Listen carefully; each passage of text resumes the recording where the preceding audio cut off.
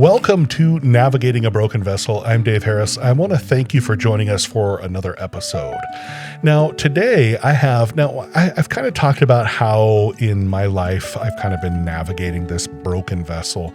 There's a lot that's been going on in my life, but I can also tell you that some of the things that have affected my life have also affected other people. Of course, that makes sense, including my sister-in-law. Now, my sister-in-law, her name is Ashley Harris, and I want to welcome you, Ashley.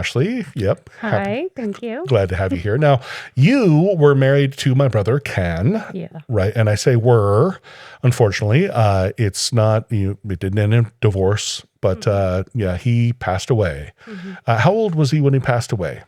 He was 36? 36. I think he's 36. I'm pretty sure he was 36. Yeah, it's funny. I put you on the spot with that question. Yeah, you really did. Yeah, that's right. And tell me when your first child was born, yeah. Right?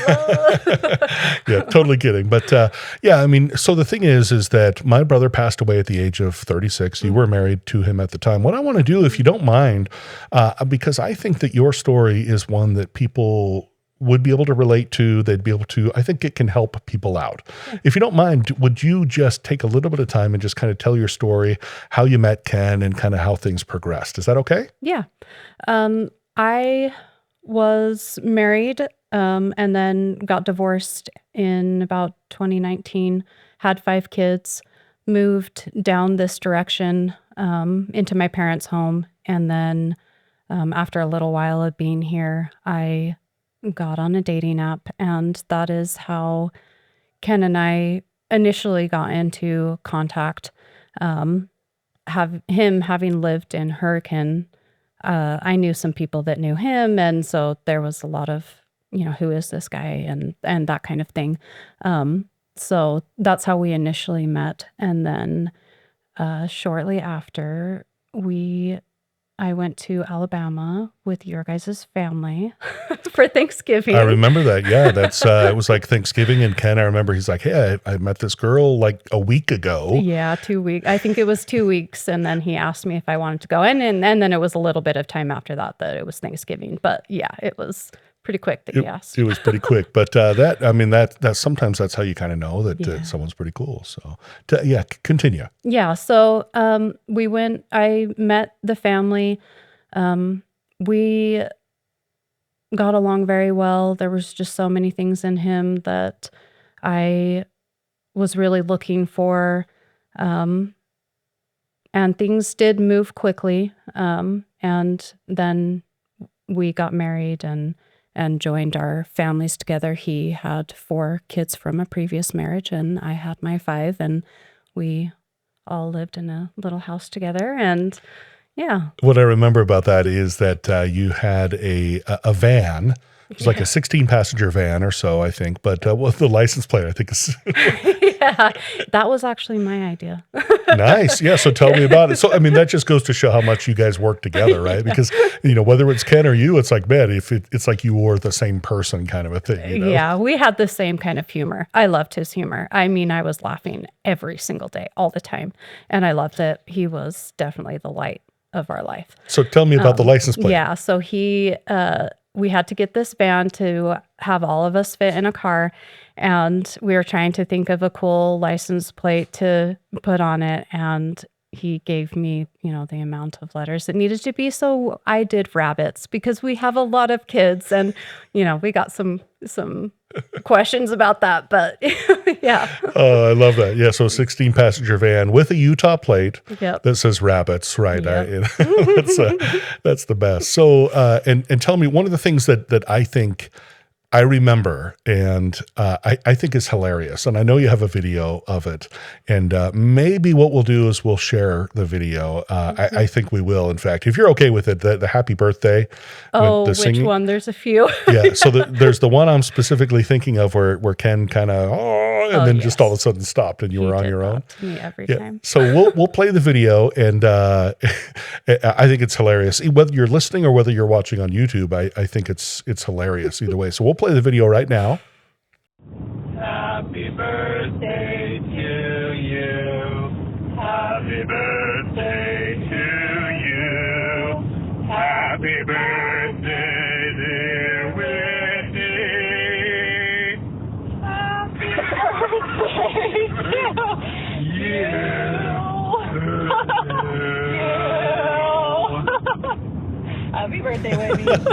Yeah. So that, I mean, that's one of my favorite, anytime I need something, to lift my spirits, I always think about that time. And he did that all the time. Is that right? Yeah, yeah, every time we did those videos for somebody, he left me hanging, and I didn't I would forget every time, and I would just keep going, and he just thought it was hilarious. That's the best is when a person falls for a joke over and over Yes. again. Yep. That's all right. So yeah. So I mean, you all you got along really, really well, right? His kind of humor, your kind of humor. You got married January, I want to say 22. Does that sound right? In December of 19. December of 19. Oh my 2019. gosh. Wow. Oh yeah, because 21 Yeah, is he died in 22. gotcha, 22. Yep. Oh my gosh. Wow. I'll get Right? my I know. times together. Yep. So yep. So you're married then, and then tell me what happens as far as the marriage and how things went. It went great. We blended the family. The kids did really well together. It just really flowed, and we just created our little family. And shortly after we got married, I found out I was pregnant. And then I miscarried that one. And after that, it was kind of like, are we going to have another baby? I mean, we do have 9 kids together, but it was something that we really wanted to have together. And so we tried again, and it took a while, but we got pregnant with Tyler. And that pregnancy was absolutely horrible. Oh yeah. And yeah, I mean, horrible meaning you're happy that you're pregnant, but the Yes. pregnancy itself physically was not a good situation, right? What were some of the things that were going on? Why was that? I forget what it's called, but I was extremely nauseous, throwing up a lot, and couldn't keep food down, losing weight, very weak, that kind of thing. And so I had to have infusions several times a week. And eventually I ended up getting a midline so that Ken could just give me the infusions at home. I wouldn't have to go to the hospital. And he was a nurse, right? Yeah. So yeah, I don't know if a nurse is required for that, but he was a nurse, so that Yeah. got it. Yeah, I think we kind of worked our way around that a little bit, and he was able to give that to me at home with the midline. So yeah, I was very physically not doing well. It took a lot out of me. Yeah, I remember those days too, and that I think you had the line went through your nose. Is that right? Yeah, so I got sepsis from the midline. So I ended up in the hospital, almost had to deliver at 24 weeks. They didn't want to do a midline after that, but knew that I needed a way for nutrients somehow. So they gave me they did a feeding tube. I had that for, I think, a week, and then I actually threw it up. And Ken had to pull it out and all that. And then after that, I was like, I can't do any of that anymore. So I just kind of bared through it. And yeah, that was pretty tough. Yeah. And so this was not all that was going on too, because Ken himself had some medical issues. Is that right? Yeah, he had a lot of stomach discomfort and symptoms and stuff like that throughout our whole marriage. But he had experienced and had been diagnosed previously before we got married with ulcerative colitis. But he went into this kind of remission phase where he didn't have those specific symptoms. But I'm trying to think how long it was after that. So the summer of 21, he started getting those symptoms back, and he just immediately was on top of it, was making doctor's appointments, knew what it was, knew what to look for. But yeah, he was having pretty severe ulcerative colitis symptoms.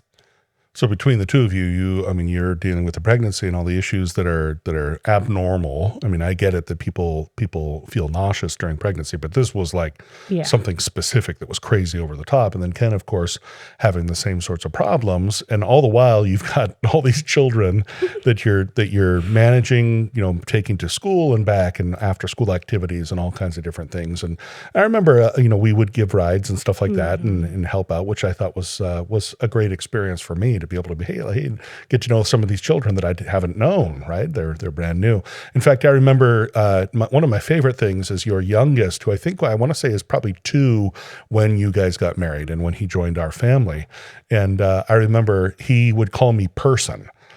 Which I think is just hilarious because he didn't know my name, but he would just refer to me as if person was my name. And so it'd be like, hey, person, can you get me, a few chips or something like that, right? So, oh my gosh, made me so happy because I think back to, and of course he's older now and doesn't call me person anymore. He remembers that I'm Uncle Dave, but pretty fun stuff. But your children are great. Everyone's, and kids' children from his previous marriage, fantastic people. Yeah.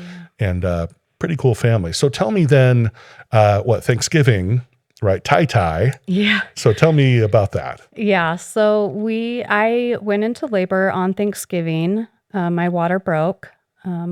So I went into the hospital. I had him pretty quick. And this time frame is kind of fuzzy for me because there was so much going on because Ken had been in and out of the hospital at this point. Quite a bit. I had Tyler, and then he actually was 4 weeks early, but we also knew from specific things that he was probably going to end up in the NICU anyway, no matter when he was going to be born. But that just kind of topped it, and he was in the NICU. Immediately went to the NICU after he was born, but Ken was really, really not doing well at that point. And he did well through the labor and was very present for that. But as soon as Tyler got into the NICU, he kind of went into his zone and was dealing with his pain. Yeah, he was bleeding pretty badly, and I know in a couple cases going to the ER, spending time in the ER.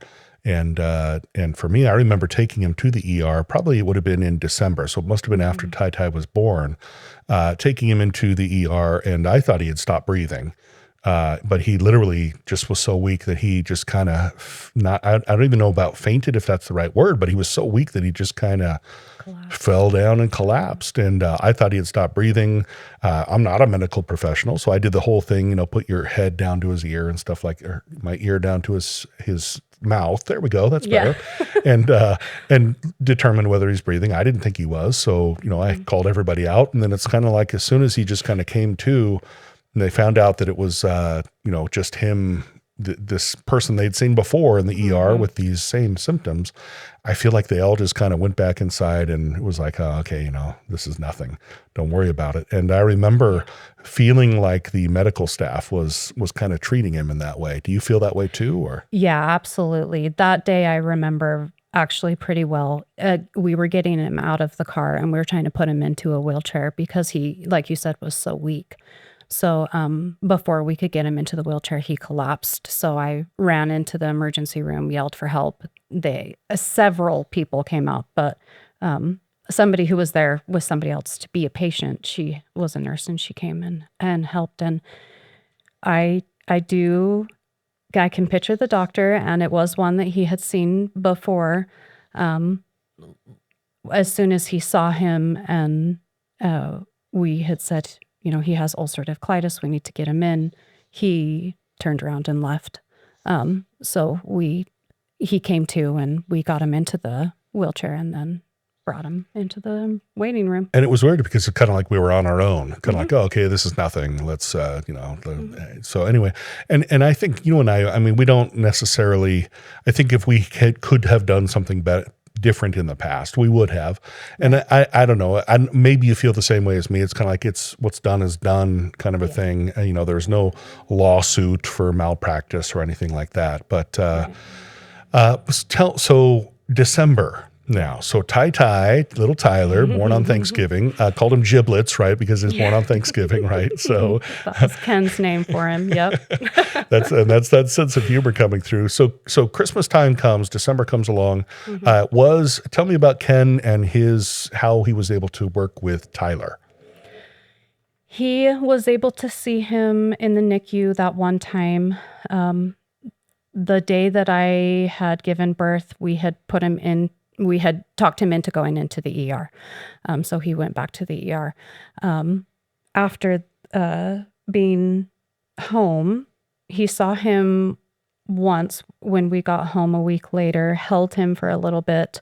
But then after that, he was in too much pain, and that was all that he had held him at home. And then he had ended up back in the hospital after that.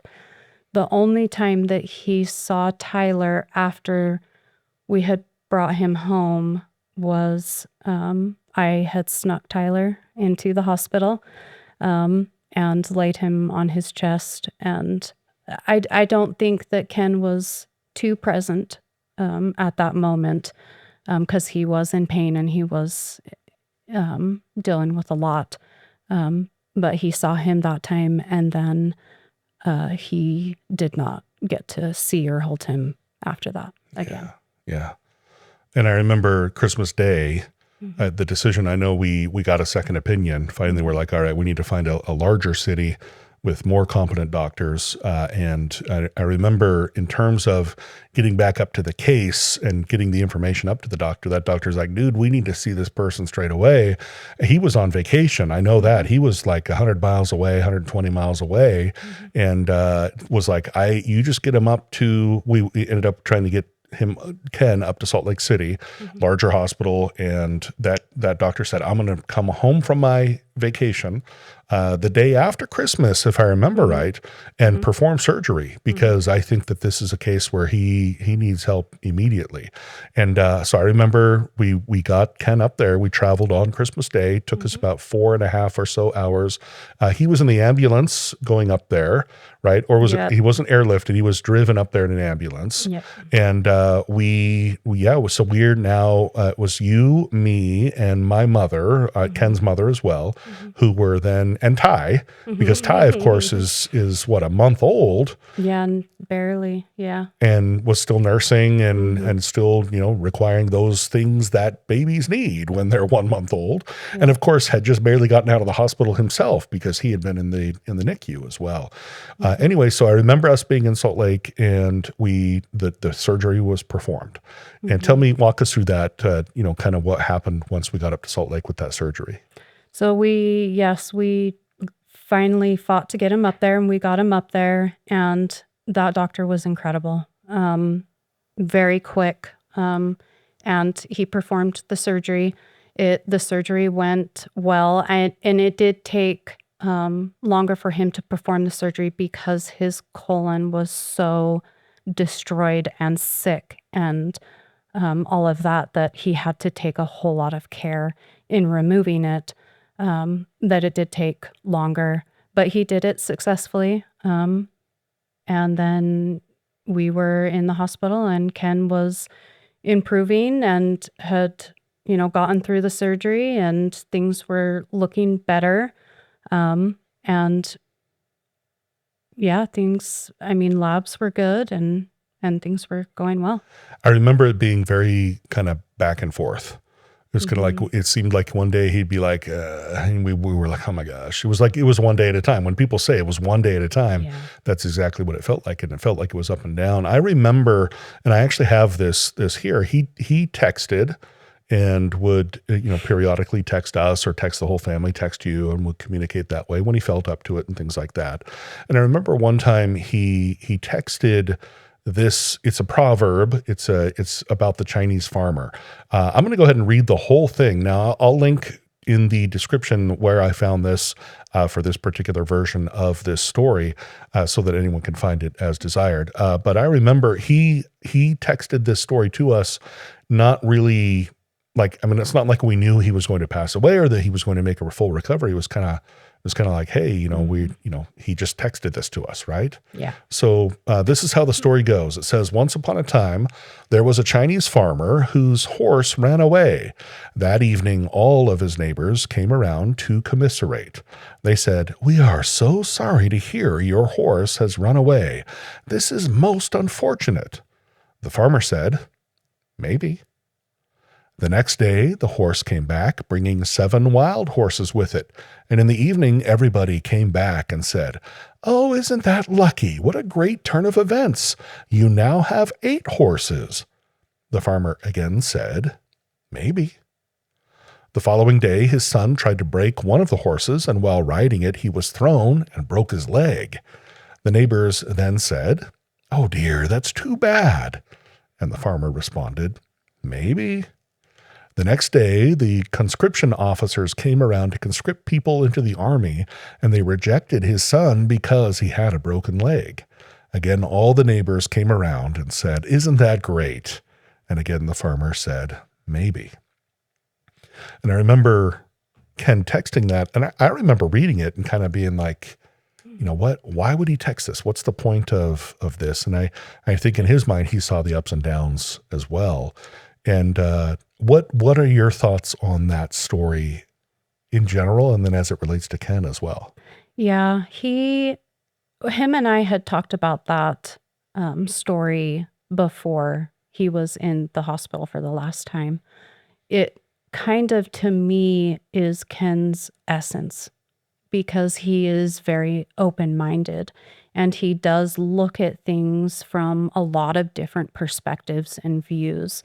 So it was quite a bit of discussion between him and I. And like you said, even in that last hospital stay, when we got him up north, he was up and down and up and down. And that was quite a bit of the last part of our marriage, was this up and down type of thing. And it was scary to, wonder what's going to happen. And so I think it was his way of trying to have a sense of peace of, we don't know what's going to come from this. It could be good, it could be bad. But yeah, it was something that he had sent out to the whole family pretty soon before. It was within a few passed. days. Yeah, it was within a few days. And I also remember that he also, I don't know if he texted it at that time, but I remember he also was big on the idea of you remember the story of the blind men and the elephant? Yes. And he would talk about that one as well. And this one also, this was from India. It's an Indian parable, essentially about a group of blind men who are touching various parts of the elephant. And one blind man touches the elephant's trunk and says, wow, this is tubular and leathery and wrinkly and whatever, maybe a little bit moist or whatever. Another person touches the elephant's tail and says, this feels like long hair. It feels brushy. It feels, whatever. Another person touches the elephant's leg and says, this is a very, very large cylinder. And it's almost like everybody's perspective was a little bit different. And they're all then saying, hey, this one thing can be viewed in so many different ways. And I remember him talking about that too. And that rang that bell for me when you started talking about Ken talking about these different perspectives. What are your thoughts on that? Yeah, I think as humans, we try to have an understanding of what's going on and why is this happening, and what do we have to do now, and what all those questions and things that we want to have control over. And we clearly did not have control over anything that was going on, and he just so naturally looked at so many different perspectives. So I think it was just putting into words just how he viewed things that were going on, and how we tried to, in the end, talk about, things are going okay and that, but still knowing that, something could still happen, or it could be good, or those kinds of things. And of course, something did happen, and it was not good. Yeah. I remember we celebrated New Year's there in Salt Lake in a little hotel, and visiting the hospital as much as we could. It was right after COVID, of course, and so there's one person ended. I mean, it was just a crazy time. But then you get the phone call. Yeah. You get the phone call, and yeah. Yeah. What happened? So every morning while we were there, because we couldn't stay the night, nobody could stay the night with him, they would call me when they were giving him the update of how he was doing, how labs were working, what they were going to do that day, those kinds of things. And so every morning I would, answer those phone calls. that day, because things were going well, and we actually had plans the night before to, have him go outside of the hospital, see Tyler, all those things. Things were looking good. That day, I did not answer the phone because I thought, this is just an update. Everything's fine. I'm so tired being up with Tyler and all of that. I didn't answer the phone. And so I actually got, I think it was 2 more calls after that. And then I answered, and the doctor said, it's not good. You need to come now. And so then I sat out of bed super quick and said, Laurie, he's gone. He told me he's gone. And I grabbed Tyler, and just at that point, I was thinking in my mind, if anybody at the hospital stops me from walking in with Tyler, I will go crazy on you because I'm bringing my son in. Yeah. So I got him in the car seat, and I remember going downstairs, and you were working and you were on your laptop, and I had told you that the doctor had told me that he had passed and he was gone in to come. And we got in the car, we drove over there. I remember I dropped you off. You just got Tyler and you went inside, and I went and parked the car, and yeah. Yeah. So I actually, that moment for me is interesting and one of a spiritual moment for me, because they had said that they had told everybody, the security and everybody, that we were coming. So of course we come in frantic, crying, screaming, all that kind of stuff. But in my mind, you were walking behind me when we walked into the hospital. So Laurie's in there, I'm carrying Tyler in my arms, and we run to the elevator. Elevator's not opening, not working. All this stuff is just preventing me from getting up there. And we finally get it to open. We go into the elevator, and I saw you behind me, but you weren't. You were in the car parking it, and you hadn't come. But as we were going up the elevator, you were telling me behind me, it's okay. Everything's going to be okay. And so for me, that was a moment afterwards looking at and thinking, there were so many people there on both sides that day. And but it was a comfort to me to hear that. And then, we ran into his room, and nobody stopped us and let Tyler come in. And then I think at that point we had kind of let other people know that he had passed. And yeah. Yeah, it's hard to relive that time. It definitely is.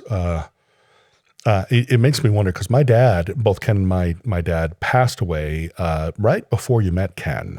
You never met my dad.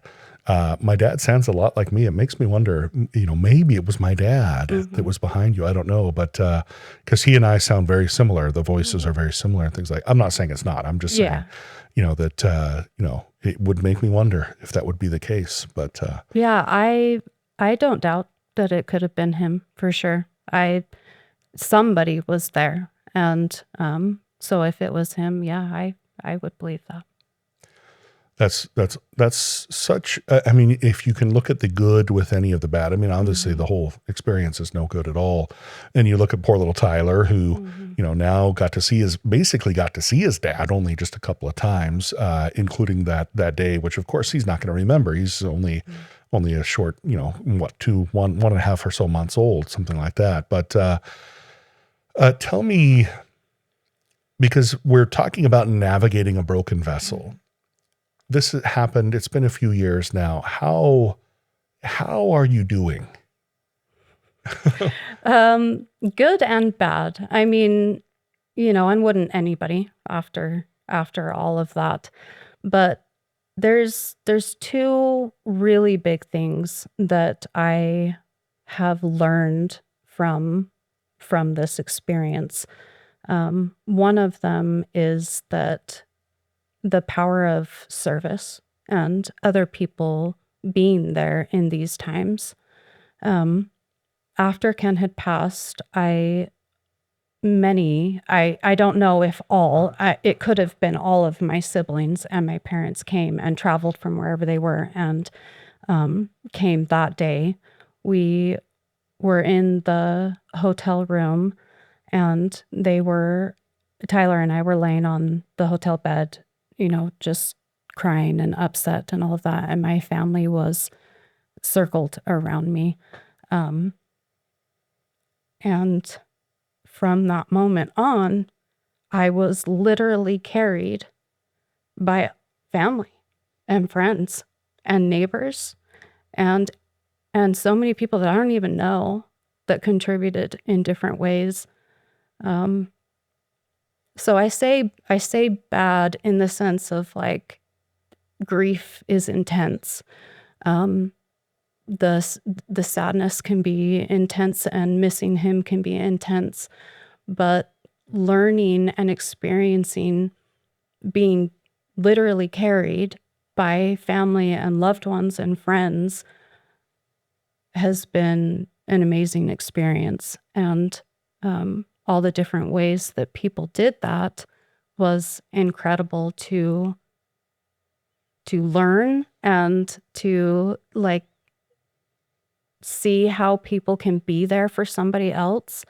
And still to this day, I have so much family that is there for me, has not left, has supported me and been able to sit with me and be with me through all of the grief and the pain and the anger and all of that. So tell me, what are some of the ways that people served you? Service for me personally was something that I always wondered, what do you do? Like, what are things that you can do for this person in this situation?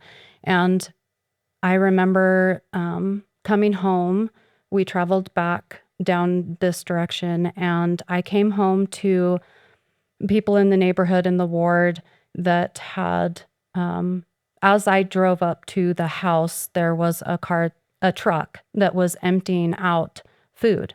They had snacks, they had meals. Basically, it was like a Costco haul of food, things for my kids. They brought paper plates, plastic utensils, cups, all that, knowing, she won't have to do the dishes. She won't have to think about food, snacks for the kids.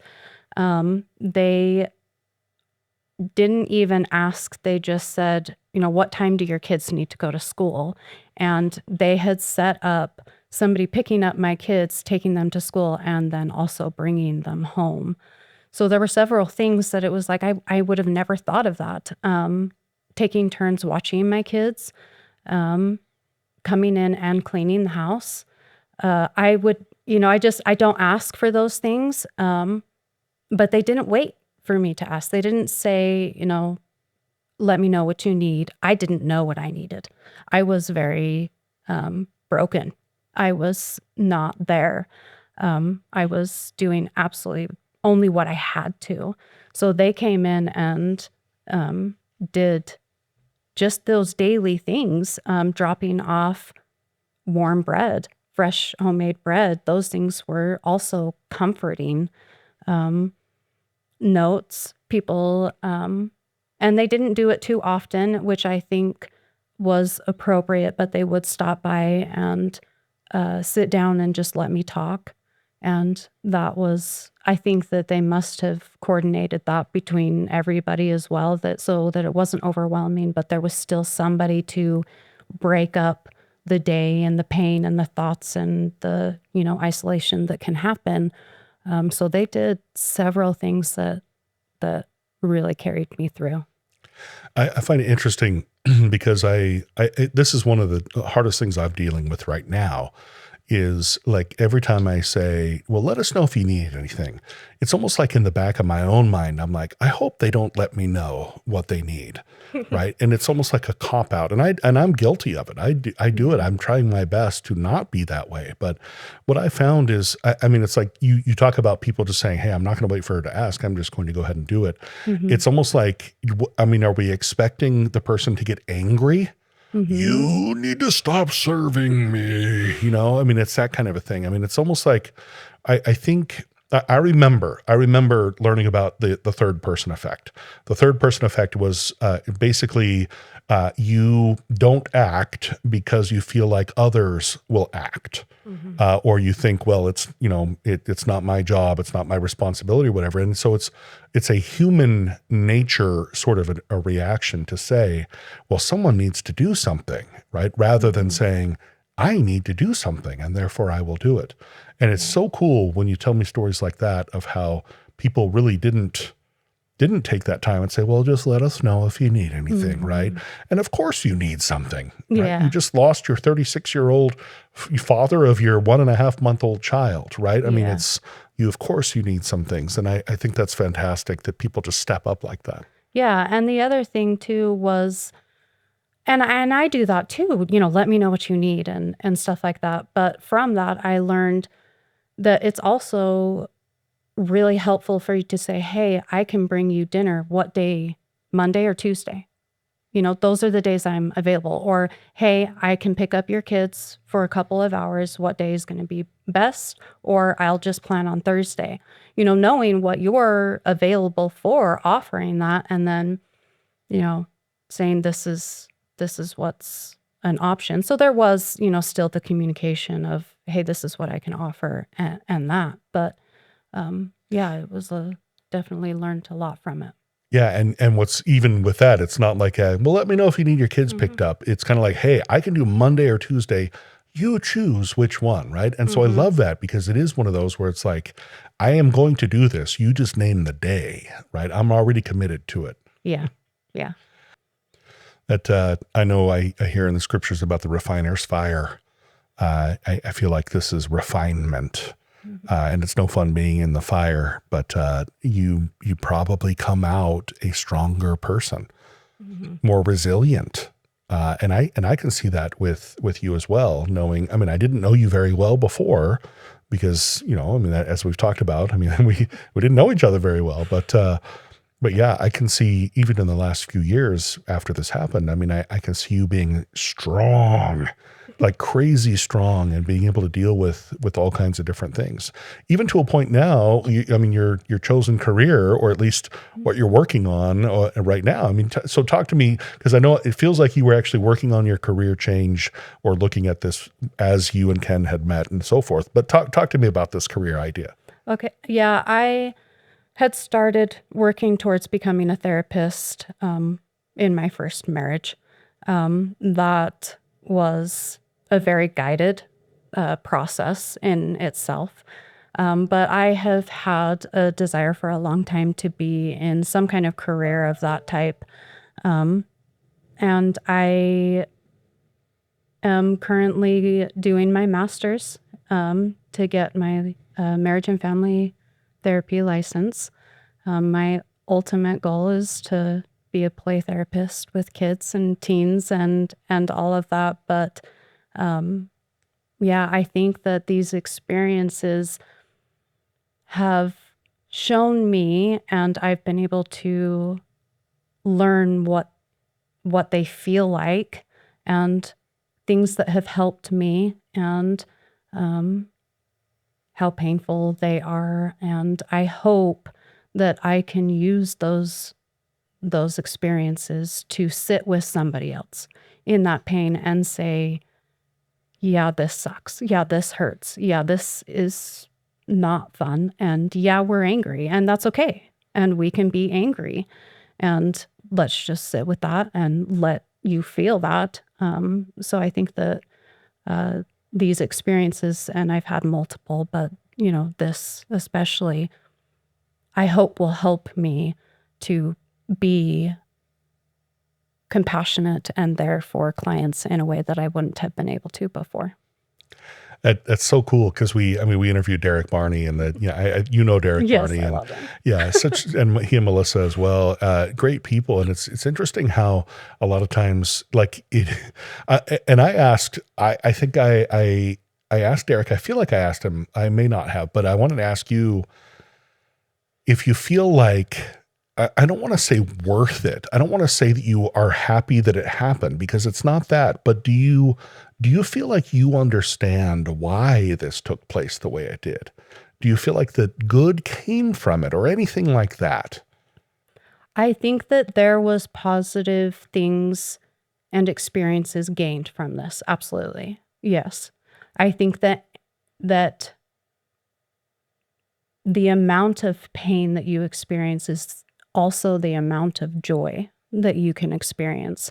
And so, yes, I do think that there are things that I learned and understand now that I'm so grateful to understand and be able to be there for others in the same way.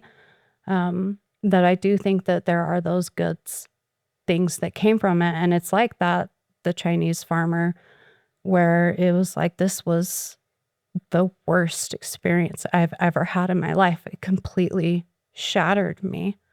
And yet I have gained so much insight and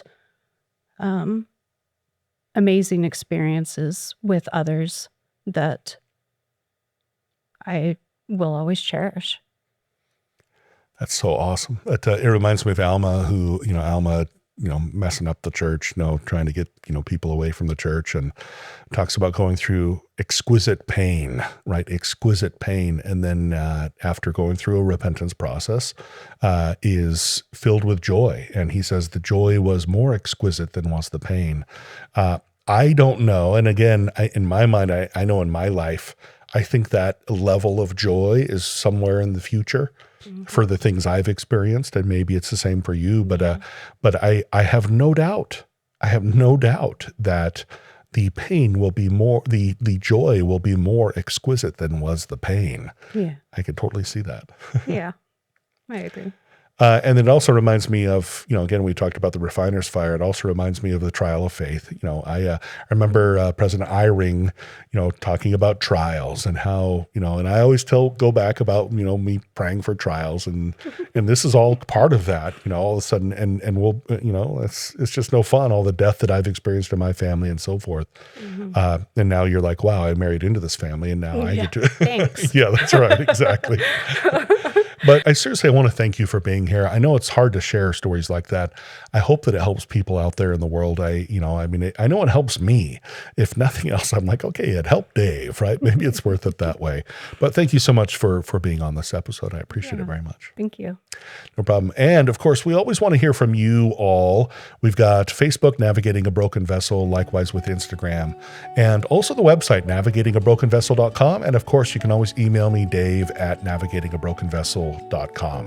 Want to thank you for joining us. Do feel free and make suggestions if you wish on what you want to hear about in future episodes. Happy to do that. And I thank you for joining us on this episode of Navigating a Broken Vessel.